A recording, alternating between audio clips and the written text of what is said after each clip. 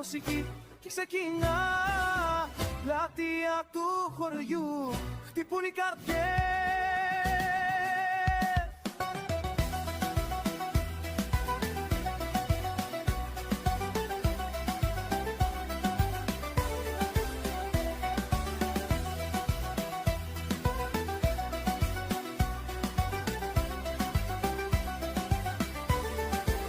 Benzina 1,57, asta ar însemna undeva la 8 lei, 8,20, da, ceva de genul. La noi e 9 lei și 32 de bani. 32 de bani.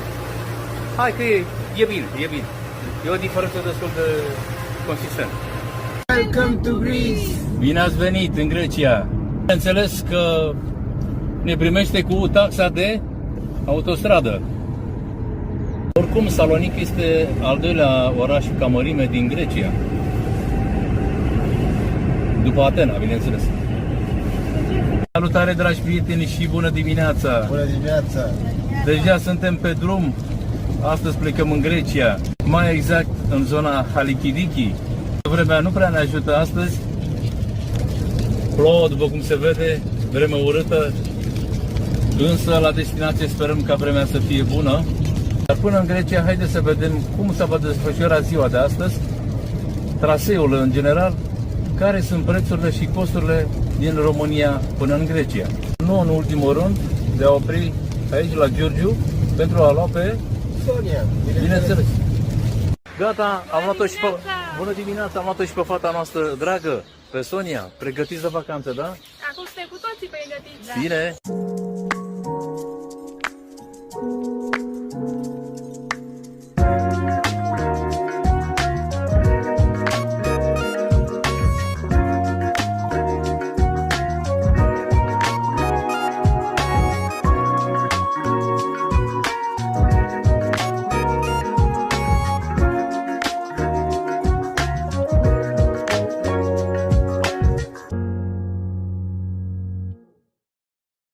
Am intrat în Bulgaria, a durat undeva la 10 minute. Așadar, drum liber spre Grecia.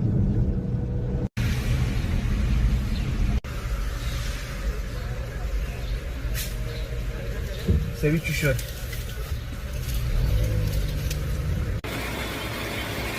Și deci prețul la pompă pe Bulgaria 1,56 de cenți, deci 1,56 €.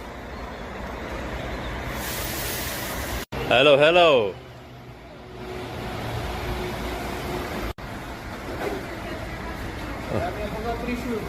Cât? 31 de litri? Mai băgăm.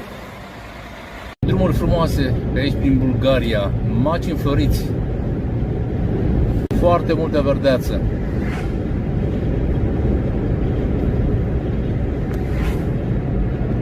Mai sunt undeva la 180 de km până în Sofia.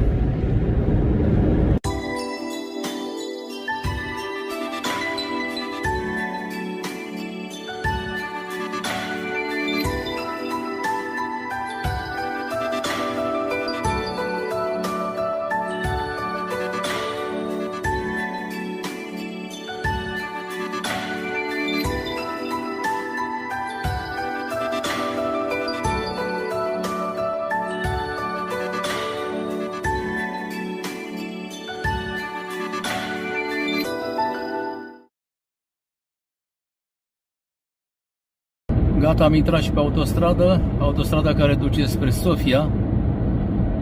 Drumuri foarte bune. Ne place acest lucru.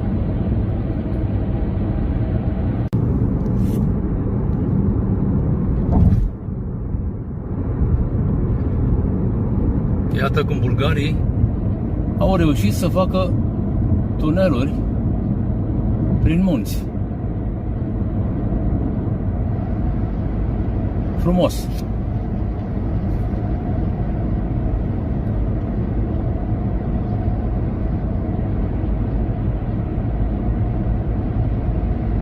De ce Bulgaria da și noi nu? Ne punem întrebarea. Ia spuneți, dragii mei, acum vreau să întreb tineretul din spatele nostru, da? Da, Se da. merită să venim o dată în Grecia, o dată pe an, măcar o dată pe an. Hai, Se spuneți. merită și de mai multe ori. Da, atât. Exact, asta vreau să spun. indiferent că e primăvară, că e vară, că e toamnă și chiar iarna, se merită să vii odată în Grecia, pentru că e Grecia până la urma urmei, da? Ne place tuturor, așa este, da? Da, noi fără asta mergem de 3 ori. De 3 ori, păi stai puțin, că eu știu doar de o dată. Înseamnă că mai e ceva care eu nu știu. 3 vacanțe. 3 vacanțe. Da, nu Bun. Grecia. Am înțeles. Apropo, mai avem până la Culata, Cristi, cât mai e? 150 de kilometri. 150 de km până la Culata și intrăm în Grecia. Da, atât.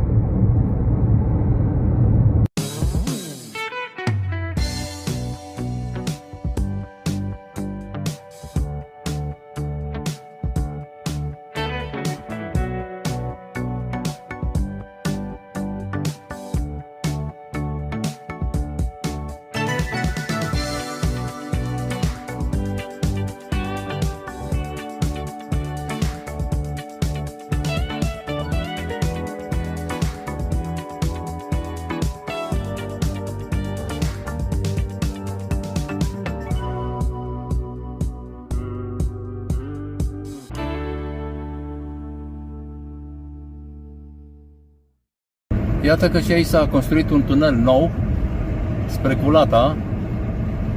Acum 2 ani, când am mai trecut, nu era. Iată că bulgarii s-au mișcat foarte, foarte bine. E, parcă altă viață acum, un pic de soare. Da, am plecat de la ploaie, de la frig. Mai avem undeva la 20 de kilometri.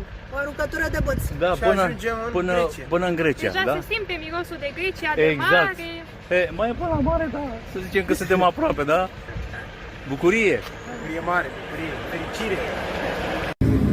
Gata, facem și plinul de aici, de la graniță cu Grecia. Băgăm de la bulgari. Cât e prețul, Cristi, aici? 1,57. 1,57 la... O să facem plinul. Da? O să facem plinul ca să avem. Benzina 1,57, asta ar însemna undeva la 8 lei, 20. 8,20, da, ceva de genul. La noi e 9 lei, Și 32 de bani. 32 de bani. Hai că e bine, e bine. E o diferență destul de consistentă. Știi cum ți s-a părut drumul până aici? Ușor sau greu? Hai că ai Sincer, condus ceva, ai condus mai mult decât Mi mine. s-a părut lejer. Lejer? Chiar mi s-a părut lejer. Știi de ce? Față de dățile anterioare în care știam eu că sunt tiruri.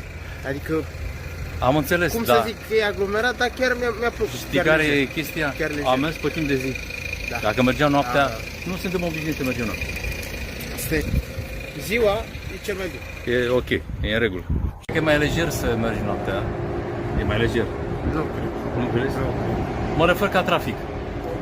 Ziua ai vizibilitatea altfel. Da, mai ales că am venit pe ploaie, pe Noaptea- frig, pe toate astea și Nu știu ce să-i, dar nu ziua prea suntem obișnuiți, nu ne ai place. vizibilitatea altfel, Da. cel puțin din punct de vedere al condusului. Exact. Față de noapte. da. Noaptea Dar cam nu 70% se... Nu contest că foarte mulți merg noaptea și ăsta e un lucru extraordinar. Și Cine asta- poate, cine nu, Și asta e un lucru. ce să facem? Vorbim? Gata, trecem și vama din Grecia. Unde sunt cozile de altă dată? E, așa da, e frumos. Nu mai sunt. Așa da, ne convine, ne place spațiul Schengen, Altă viață. altă viață și Altă uite că viață. măcar ne-am ales și noi cu ceva, măcar cu Cu Schengen-ul. cu Schengen-ul și cu partea asta liberă. Nu mai stăm la cozi. Welcome to Greece. Bine ați venit în Grecia. Înțeles că ne primește cu taxa de autostradă. Ai sperat? Deci n-am intrat bine la greci. Ce se întâmplă? Taxa de autostradă, sigur că da. De euro 35. Cât e prima taxă? De euro 35. De euro 35.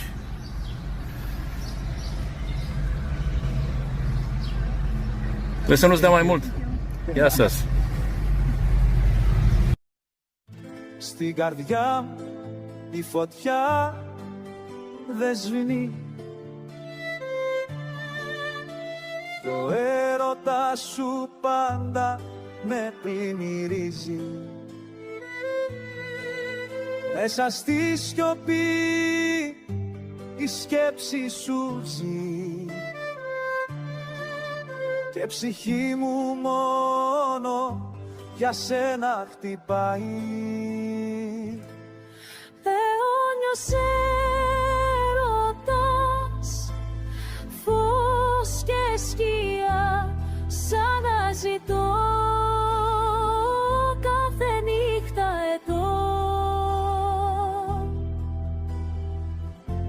Ο χρόνος φήμη, μα εσύ μένεις. Mai avem până la Salonic 44 de kilometri și de la Salonic până în Halkidiki, mai exact în Neaflăghita, cât am zis, Mari? 50 de kilometri. Adică 100. 100 de kilometri până la cazare. Salcâmul am florit și aici. Frumos. Hai că mai avem aici încă o taxă de autostradă.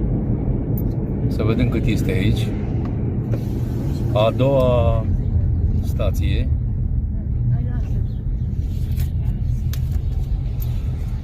Este 2,35.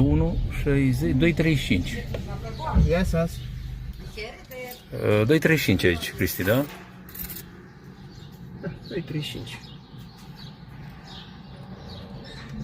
Bye bye. Bye bye. Bye bye.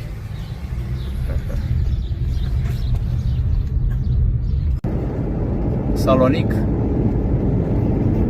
Trebuie să facem la dreapta, Cristian. Noi ținem banda. Aici. Să mai bine de funcționare. Gata și a treia taxă de taxare. 0,35.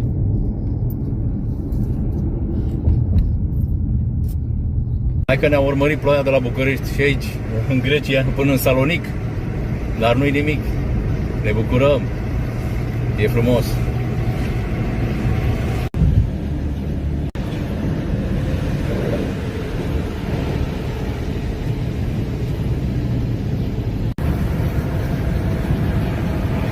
Oricum, Salonic este al doilea oraș ca mărime din Grecia. După Atena, bineînțeles. Se vede și marea în partea dreaptă, frumos, frumos.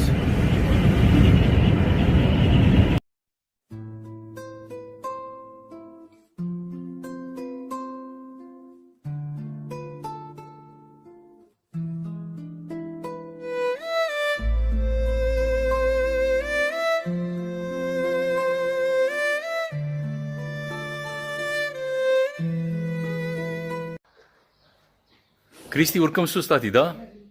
Da? Gata. Hai, Mari, hai sus. E foarte multă liniște, da? Hai. Partea aia.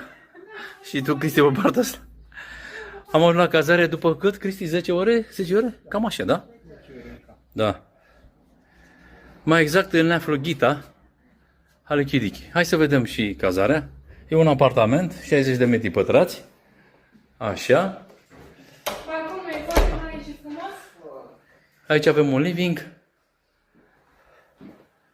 bucătărie, ustensile, tot ce trebuie. Ne-a prezentat, sigur că da.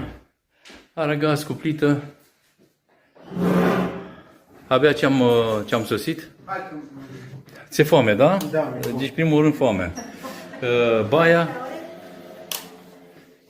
Aici un dormitor. Aici e balcon, Cristi, da? Un balcon și aici. Ok. Șifonier. Deci două dormitoare. Da. Două dormitoare. Living-ul și două balcoane. Și baie, bineînțeles.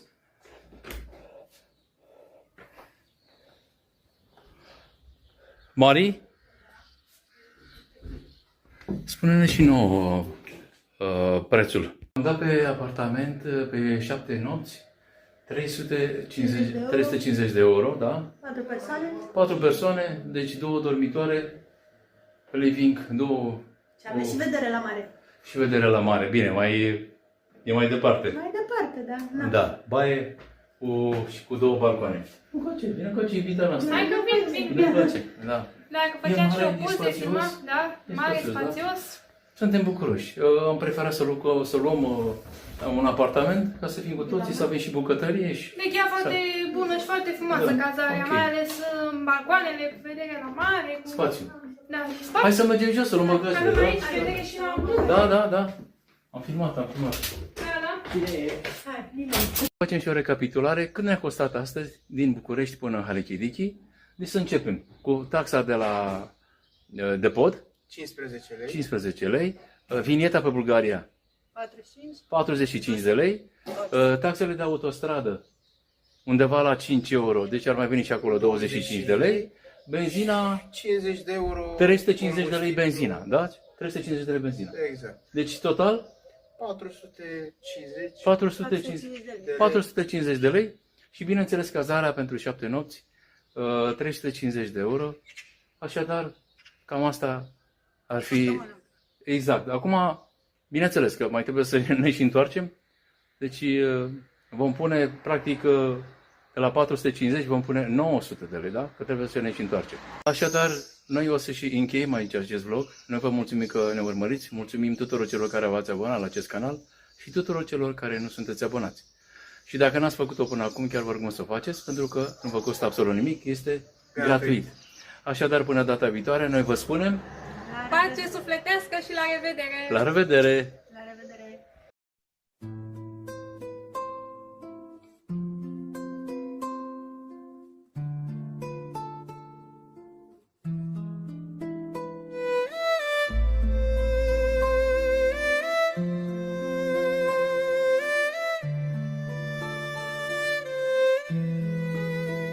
Σ' αγαπώ στη λίμνη, το νερό ψιθυρίζει.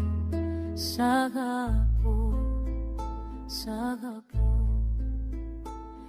Τα αστέρια χορεύουν για σένα, για μένα.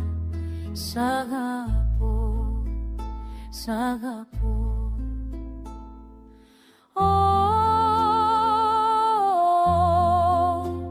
Η καρδιά μου τραγουδάει. Σ' αγαπώ, σ' αγαπώ, σ' αγαπώ. Το φεγγάρι με βλέπει, κλαίω, γελάω. Σ' αγαπώ, σ' αγαπώ.